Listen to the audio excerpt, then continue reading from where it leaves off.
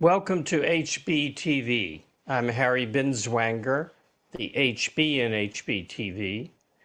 Our subject today is a little-known hero of political economy, Frederic Bastiat. Bastiat, as his name suggests perhaps, is French, was French. He was born in 1801 and he died young at 49 in 1850. But during the time that he was alive, he served in the French legislature. Like Auberon Herbert, whom I discussed in a previous episode, both men were able to be in the legislature of their countries during the 19th century because the 19th century was so much better intellectually, culturally, than the 20th and 21st. Bastiat is important both for his moral base of political theory and for his economics.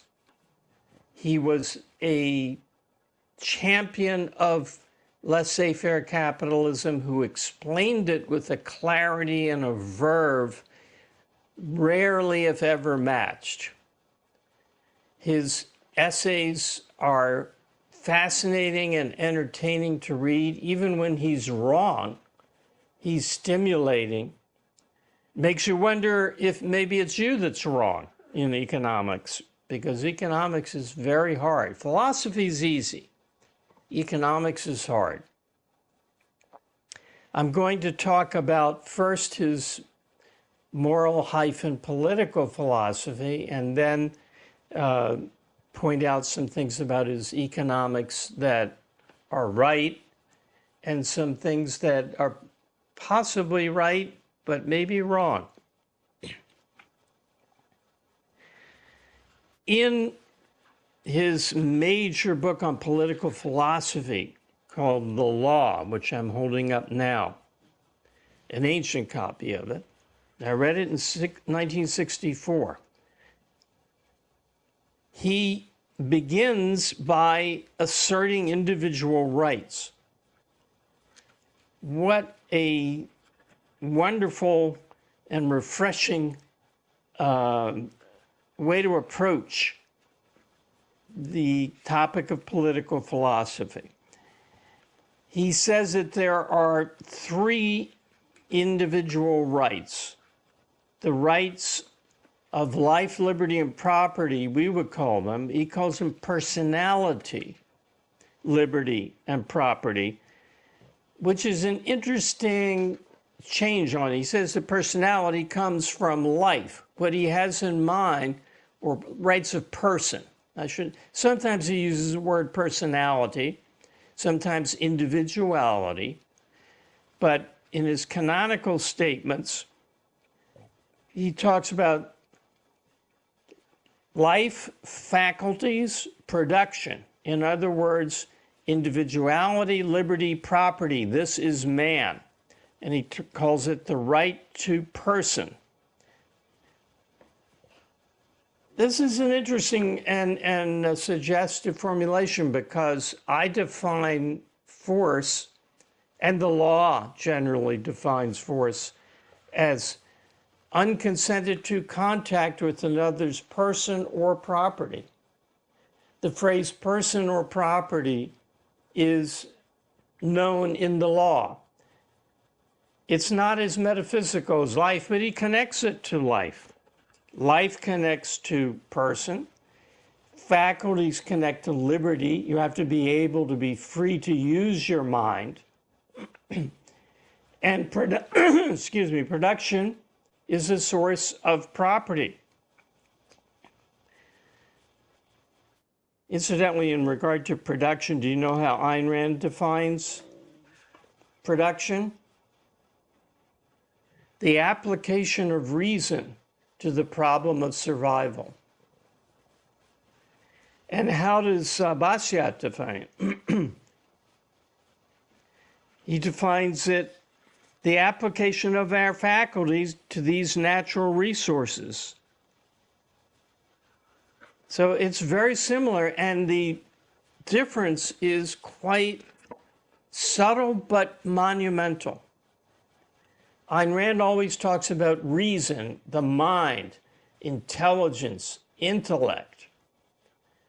Bastiat rarely does that. Now, Herbert, whom I discussed previously, as I said, does talk about reason, and that's an advance over Bastiat, whom he must have been familiar with. I think everyone in the pro-capitalist movement of the late 19th century was familiar with Bastiat. He was well-known, a colorful, exciting personality. Speaking of personality. So, life requires production, which requires the use of our faculties, and that's the basis of the rights of person, the rights of property, and the right to liberty. I'm quoting now, life, liberty, and property do not exist because men have made laws. On the contrary, it was the fact that life, liberty, and property existed beforehand that caused men to make laws in the first place. And the next heading is, what is law? What then is law? It is the collective organization of the individual right to lawful defense. But he's very concrete also. Law is force, he says, and that's quite right, and very few people get that. He talks about, well, wouldn't you have the government provide charity to the needy? And he says, what is a law providing for the needy? It's force. The government, he says, has no breast to give milk. The government can only give the milk that is taken from someone else. The law that gives you things is the law that has taken them by force away from someone else. He applies this to every aspect of government intervention. He's quite consistent, and he comes out with a fundamental distinction between production and plunder. Plunder. We don't use that word too much anymore, but it's a kind of summons up images of pirates rather than just saying force. It's similar to Ayn Rand's use of the term loot, which summons up the idea of pirates looting. So he says there's two ways that people can get values. One is by producing them, and the other is by plunder, by taking it from someone who has produced it. All that the law can do, all that government can do, is use force to take from some and give to others. That is all it can do if it strays from its proper function, which is the protection of individual rights. He also uses the term justice, that the point of law is to secure justice, which is a little more vague. And not strictly correct if you define all your virtues correctly. Because if I criticize someone who doesn't deserve criticism, that's unjust. But it is not something that should be met with force. So there's a wider concept of justice. Rights are the application of justice to force. But he doesn't, in any way lack an understanding of the facts involved. He would never say, oh, you have no right to be rude or to act against your self-interest or to act for your self-interest that you have no right to do that. He's very clear what he means by laws equal force equals, as he puts it, let's see if I can find this quote quickly. There's so many quotes that I decided, I should not read so much because people don't like hearing quotes, but believe me, it's all in these books. When law, by means of its necessary agent, force, imposes upon men a regulation of labor, a method or a subject of education, a religious faith or creed, then the law is no longer negative. It acts positively upon people. It substitutes the will of the legislator for their own wills, the initiative of the legislature for their own initiatives. When this happens, the people no longer need to discuss, to compare, to plan ahead. The law does all this for them. Intelligence becomes a useless prop for the people. They cease to be men. They lose their personality, their liberty, their property. Try to imagine a regulation of labor imposed by force that is not a violation of liberty. A transfer of wealth imposed by force that is not a violation of property. If you cannot reconcile these contradictions, then you must conclude that the law cannot organize labor and industry without organizing injustice.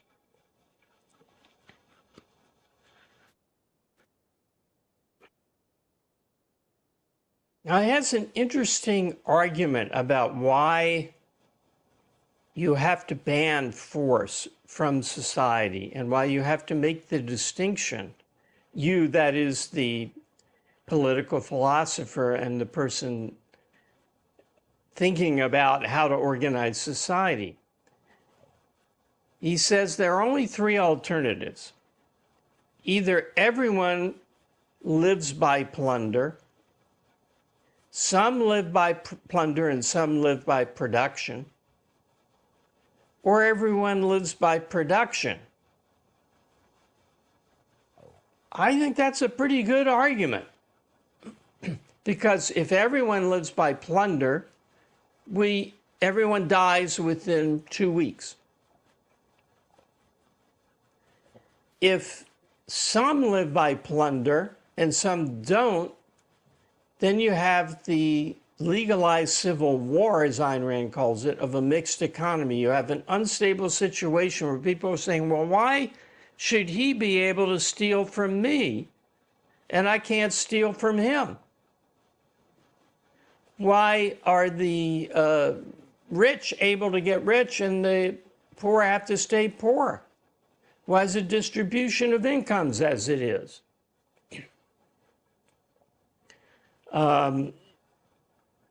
They believe there's plunder when there isn't, but if there were actual plunder, where there is actual plunder, like all the subsidies that are given to business, like Elon Musk's subsidies and Solyndra subsidies and bridges to nowhere and so forth, that everyone can see is money taken away from other people.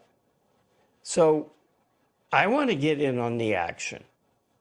And as Ayn Rand described in Atlas Shrugged with the 20th Century Motor Factory meeting, everybody thinks they're going to get rich by parasitizing the people above them. And no one thinks of the people below them that are trying to get rich by parasitizing them. So when you have a mixture of production and plunder, or parasitism and creation, to use the words of the Fountainhead, when you have a mixture, it rewards the plunderers and punishes the producers. So that does not go on for long. That's a slow death, whereas everybody go ahead and plunder everybody else is a quick death. So living by production is the only rational method. And he's clearer than almost anyone in history that living by production means trade. He defines economics in terms of exchange, and he defines the market and the division of labor as one man producing for another. We exchange services. It's not a self-sufficient farm. You sell your services on the market. If you sell goods, you're selling the embodied services that went to make that good. So he's not, unclear that at all. To put it mildly, he's like the most clear guy in history on the fact that giving plundered wealth is enslaving the people who earned that wealth. Well, maybe second to Ayn Rand on that, but that's still saying a lot. So I think that's a pretty good negative argument. It has of the three possibility. It has the defect that it's an indirect proof.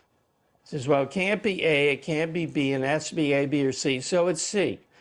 But the direct proof, which he's not averse to giving, is that human life requires the application of faculties, that is, reason, to reshape matter to serve human life and the exchange of that with your fellow men.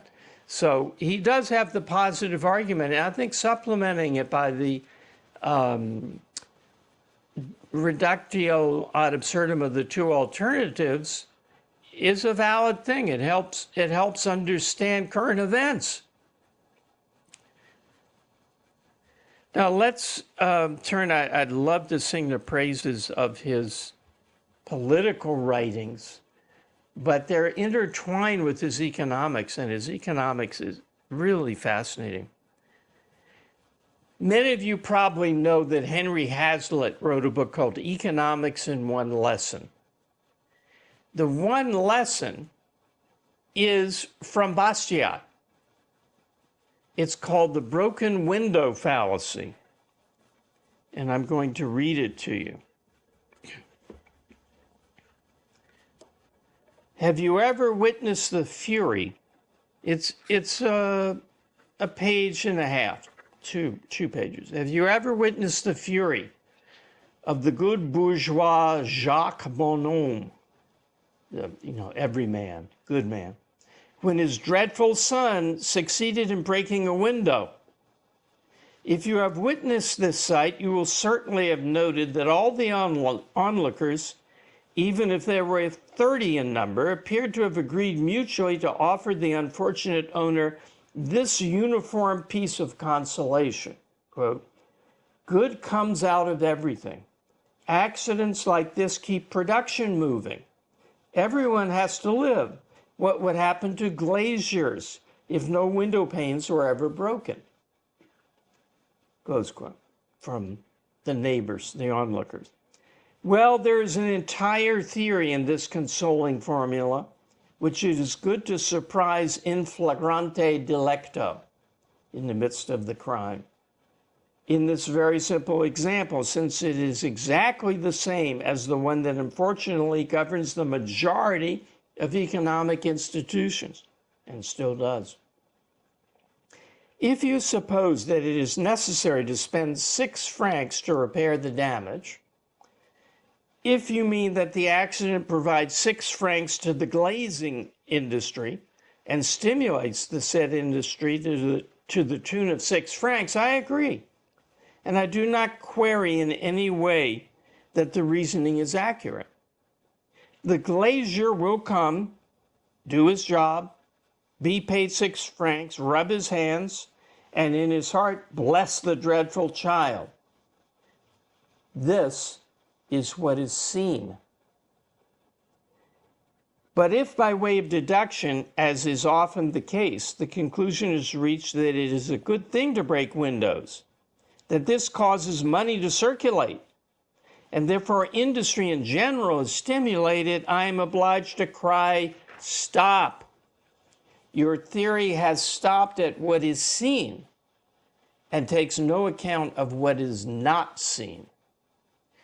What is not seen is that since our bourgeois has spent 6 francs on one thing, he can no longer spend them on another. What is not seen is that if he had not had a window to replace, he might have replaced his down-at-the-heel shoes or added a book to his library. In short, he would have used his 6 francs for a purpose that he will no longer be able to. Let us therefore draw up the accounts of industry in general, that's in italic. As the window was broken, the glazing industry is stimulated to the tune of 6 francs. This is what is seen. If the window had not been broken, the shoemaking industry, or any other, would have been stimulated to the tune of 6 francs. This is what is not seen. And if we took into consideration what is not seen because it is a negative fact, as well as what is seen because it is a positive fact, we would understand that it makes no difference to national output and employment taken as a whole, whether window panes are broken or not. Let us now draw up Jacques Bonhomme's account. The books. In the first case, that of the broken window. He spends 6 francs and enjoys the benefit of a window, neither more nor less than he did before. In the second, in which the accident had not happened, he would have spent 6 francs on shoes and would have had the benefit of both a pair of shoes and a window.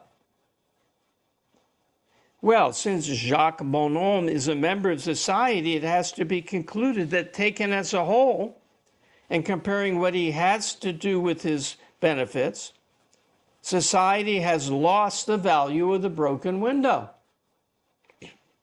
From which, as a generalization, we reach the unexpected conclusion. Society loses the value of objects destroyed to no purpose. He's being sarcastic there, unexpected. And the aphorism that will raise the hackles of protectionists. Breaking, shattering, and dissipating does not stimulate the national employment. Or more succinctly, destruction is not profitable. What will le moniteur industriel say, and what will the opinion be of the followers of the worthy Monsieur de Saint-Chamans, who has so accurately calculated what productive activity would gain from the burning of Paris because of the houses that would have to be rebuilt? Sound familiar?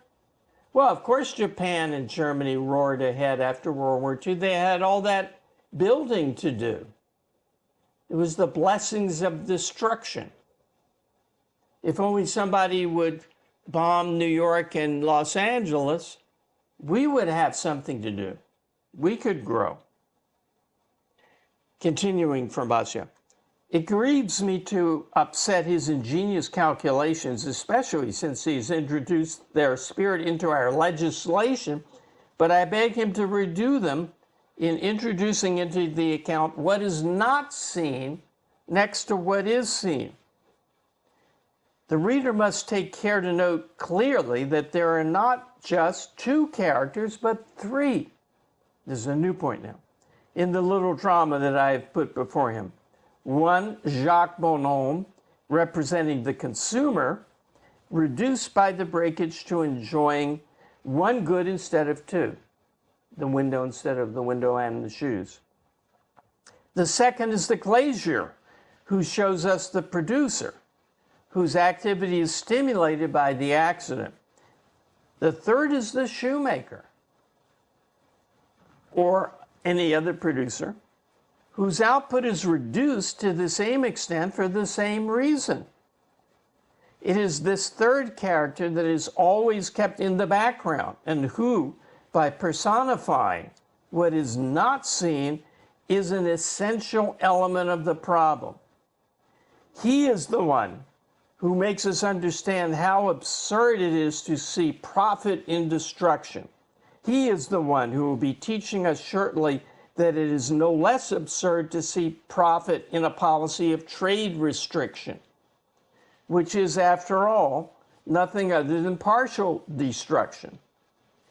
Therefore, go into the detail of all the arguments brought out to support it, and you will find merely a paraphrase of that common saying, what would happen to glaziers if windows were never broken?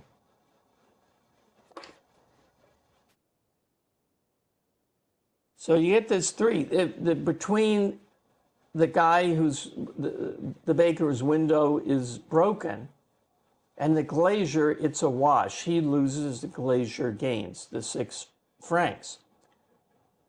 But if you bring in what he would have spent the 6 francs on, that other industry, the shoemaker, loses what the glazier gained.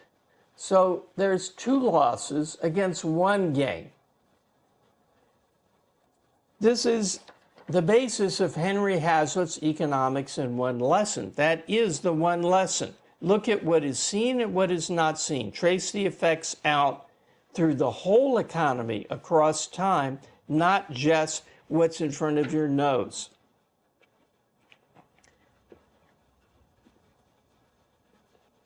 So, as good as he is, why didn't France become laissez-faire and stay laissez-faire? It's not just Frederic Bastiat. Jean-Baptiste Say, S-A-Y, is one of the greatest economists who ever lived, and he was a champion of laissez-faire capitalism. And there's a political theorist, Destutt de Tracy, who's pretty good. He's not as good as John Locke, but he's pretty good. So what happened to France? Why did it go down? Because France sunk behind England quite a bit and became, in effect, an intellectual colony of Germany. And that's what I think happened. That the French, the leading, but I'm not sure, and I'd like, theories to be developed from investigating the literature of France in the late 19th century. But the philosopher Immanuel Kant in Germany soon took over from Descartes, because the leading philosopher in France, the man with the biggest reputation and the greatest depth of thought, really, was René Descartes, who I have refuted in another episode. The famous cogito ergo sum is wrong. But that leads into, we'll get my picture back in a second here. And, okay. That leads into Kant, because Kant took what Descartes did and pushed it further. Descartes separated the mind from the world. Kant gave an argument that no activity of consciousness can ever contact reality as it really is. So he took the bad side of Descartes, and there are a few good things in Descartes. He took Descartes' worst premise and wrote it for all that was worth, but it was logical given the mistake that Descartes made, starting inside consciousness. So I think that's what happened. In England, Descartes was not revered. Newton and Locke were revered. And I think that's why there was an active pro-capitalist movement in England for longer than there was in France. But that's armchair guessing. I'd like to see the research on that. That's a taste of one of the greatest economic expositors of, he did not originate these doctrines of all times. And what he did originate is the part that's interesting but questionable. And I'm going to just mention that but not go into it because I don't know the answer. He made a distinction between value, which we would think of as market value, and utility, which we would call use value, personal use value. So something that might have a great utility for you, something of high personal value, may have no market value. Your children's drawings that you put up on the refrigerator, I don't think you'll be going out and selling them in the marketplace. And other things have great market value, but for any given individual might have no personal value. So he makes that distinction, and then he says that market value, which he just calls value, is based on the exchange of services, and the price is determined by being cheaper than it would cost for you to do it for yourself. So if you buy bottled water, now going back, to his day, 1840s, you could go to the well and draw it yourself. But if you buy water, it's because it saves you. It saves you time, it saves you effort. So you exchange your service that you use to earn the money to pay for it for the water carrier's service. It sounds sort of right, but, I'm worried that's the labor theory of value, that the market price is determined not by supply and demand, this was Adam Smith and then Karl Marx, but by the amount of labor that goes into it. But of course, some labor may be minimal. The example that's usually given is wine aging. You take grapes, squeeze them, and put them in bottles, that's all labor. But then you wait a month, a year, 10 years, and the longer you wait until a certain point, the more valuable, the higher the price of that wine. You're not doing anything. It's just in your basement. So we don't want to say that it's the exchange of labor.